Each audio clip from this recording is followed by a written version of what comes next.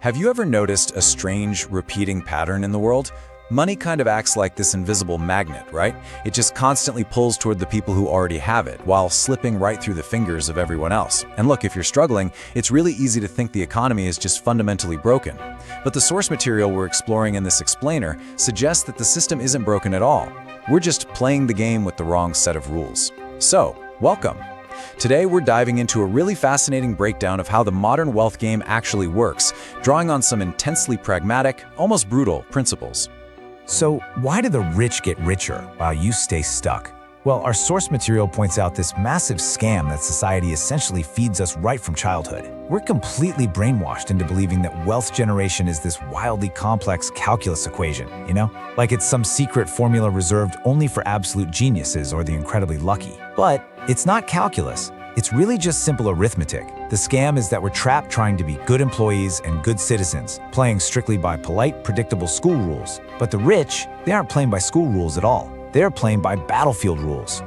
The core philosophy we're looking at today is heavily rooted in the mindset of Niccolò Machiavelli. 500 years ago, this guy was the ultimate systems thinker. He wrote what is basically the definitive instruction manual for power. He looked at the world and noted a really bitter truth. The universe simply doesn't reward good people. It rewards effective people. It rewards the people who know how to actually extract results. We completely exhaust ourselves trying to be polite, just hoping the world's going to hand us a gold medal for our suffering. But spoiler alert, the market does not care about your exhaustion. It only respects one thing, and that's leverage. Okay, so here's our roadmap for this explainer. We're going to dismantle that old, ineffective worldview and replace it with a Machiavellian system for generating wealth. We'll cover the great wealth scam, why you need to stop following your passion, how to escape the donkey trap, the undeniable power of leverage, the weaponization of your time, and finally, the end of hope. Let's get right into it. Part 1. The Great Wealth Scam and Unlearning the Lies. To actually unlearn these foundational lies, we have to look at two totally different operating systems. Because the lies you've been told are specifically designed to keep you as a subservient, functioning little component in someone else's system. First, you have the school rules. This is, seek approval, take a nice, safe salary, diligently pay your monthly installments, and just be a good, quiet citizen. This mindset is literally designed to keep you trapped beneath the system. In stark contrast, you have the Machiavellian battlefield rules. These dictate that you seek leverage, you build systems, and you charge for your impact, not your time. To unlock the resources that actually control the world, you basically have to kill the version of yourself that constantly seeks approval and start positioning yourself to capture real value. Moving on to Section 2. Stop following your passion, because pain pays. We've all heard the advice, right? Chase your passion, and success will just naturally follow. Well, the analysis we're exploring today argues that this is actually a pretty toxic myth. Instead, consider this definition. Wealth is simply a certificate granted by the market for successfully solving a painful problem. That's it. The harsh reality is that the market does not care whatsoever about what you love doing. Passion? That's a hobby. It's great for Sunday afternoon. But if you want actual wealth, you have to chase pain. You get paid to neutralize an urgent, specific pain for someone else. And the rule is simple. The more painful the problem, the more desperate the buyer, and the bigger your check. So the crucial thing here is to brutally ask yourself, which one of these are you? Look at the laborer. They sell their limited, precious life force at a fixed hourly rate to solve minor irritations. And because the problem is minor, the laborer is extremely easy to replace. The surgeon, on the other hand, provides a highly specialized solution to a fatal pain. A dirty floor is just an irritation. A stopped heart is literal death. That's exactly why the surgeon makes hundreds of times more money. You really need to assess your current setup. Are you a completely replaceable white-collar laborer just selling your time, or are you building yourself into an irreplaceable surgeon curing desperate problems? Which brings us to Section 3. Escaping the donkey trap and stopping the brute force. This right here is the absolute core of our explainer today. The critical shift you have to make from selling your time to building a leverage machine. Most of us are raised entirely on the donkey philosophy.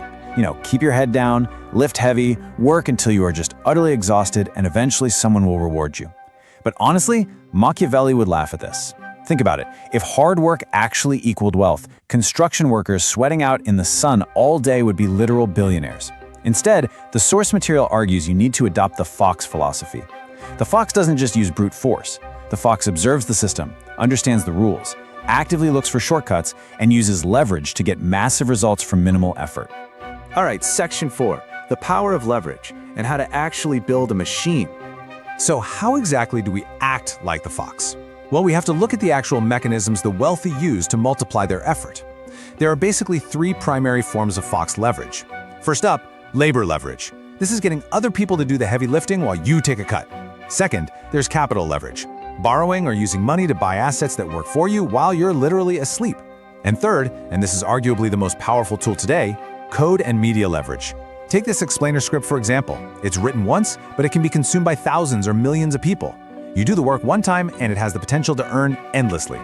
Wealthy people spend their early years building these exact machines so that they don't have to be the machine themselves for the rest of their lives. Now, a massive part of building this machine is controlling perception. Let's compare 2 different profiles here. Consultant A is an absolute genius when it comes to their actual skill, but they dress cheaply, they reply to emails instantly out of sheer desperation, and they charge very little. Then you have Consultant B.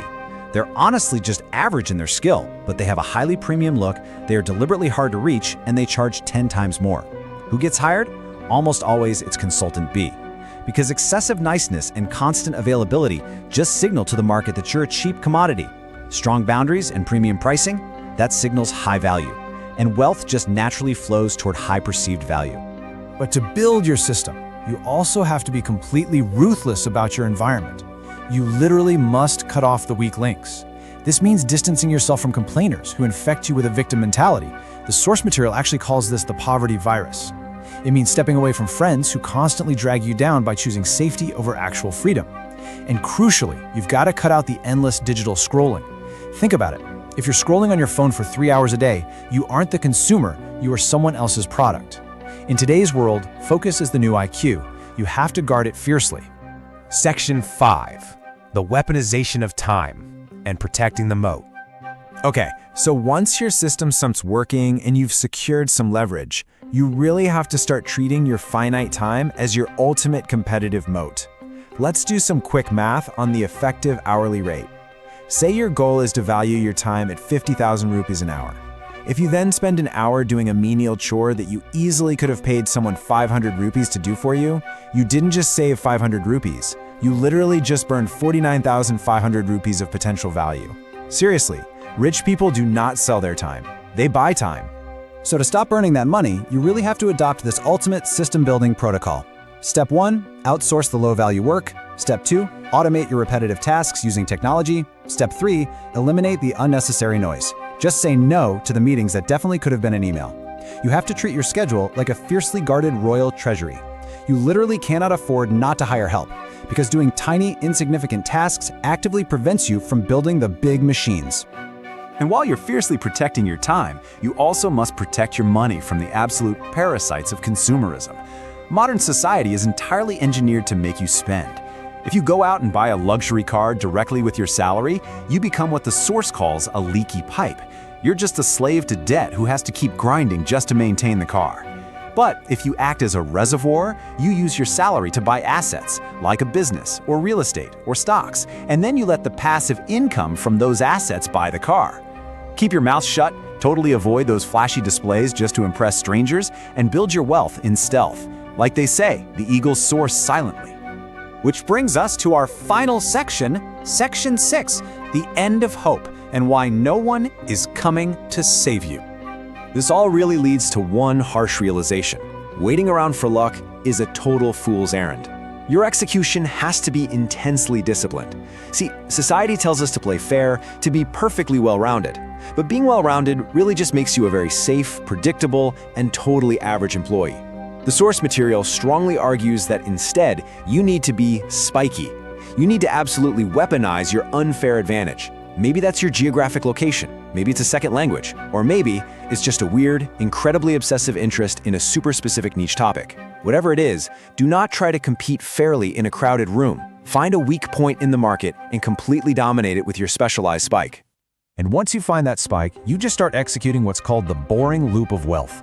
Honestly, it's not glamorous at all. It's about stripping away your emotions, your fear, and your pride, and just mechanically executing these exact steps. Develop a high-value skill, solve a painful problem for someone, charge a premium for it, buy assets with the profit, and repeat until you're free. The question isn't really how to do it. I mean, the steps are proven, they're right there. The real question is, who do you have to become to actually keep executing this when it inevitably gets boring and difficult? Because at the end of the day, the ultimate truth is this: hope is absolutely not a strategy. Sitting around saying, well, I hope I get a raise this year, or I hope the economy magically gets better, is literally just handing your own power over to the wind. No one is coming to save you. There's no government, no rich relative, no winning lottery ticket that's going to do the work for you. You are the sole architect of your own reality, and you have to stop playing the victim card immediately. So I'm going to leave you with this final provocative question to think about. Are you ready to stop being the machine and start actually building one? Because embracing this Machiavellian perspective means leaving behind a lot of really comfortable lies. It might even isolate you from friends who just want to stay safe and complain about the world. It is definitely the lonely but incredibly liberating path of the fox. The blueprint is right in front of you. What you choose to do with it now, well, that's entirely up to you. Thanks so much for joining me on this explainer, and keep